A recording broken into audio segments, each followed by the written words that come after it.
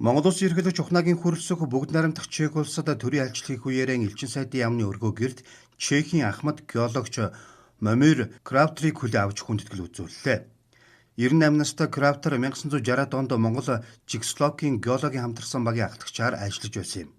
Хамтарсан баг 2 жилийн дотор Эрдэнэтийн засгийн үндсэн ордыг илрүүлж зураглалыг нь хийсэн түүхтэй. Энэ ордыг түшиглэн байгуулсан Эрдэнэт үйлдвэр одоо хүртэл Монгол улсын хөгжил дэвшил, ард иргэдийн амьдрал чухал хувь нэмэр оруулж байгааг ерөнхийлөгч хэлж талархал илэрхийллээ. Мөн Кравтерийн Монгол улсад ажиллаж байсан үеийнх нь гэрэл зургуудыг гарын бэлгийн хамт гардууллаа. Өөрт нь хүндэтгэл үзүүлж байгаад Ахмад геологч талархал илэрхийлж парагдах элчин сайдын яамны хамт олон байнга санаа тавьдаг тухай хэллээ.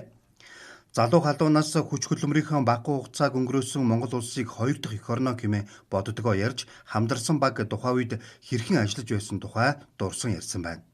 Мөн Монголын ард түмэн түүний дотор эрдэмчүүдэд сайн сайхан бүхнийг хүсэн өрөөж байгааг уламжлахыг хүсжээ.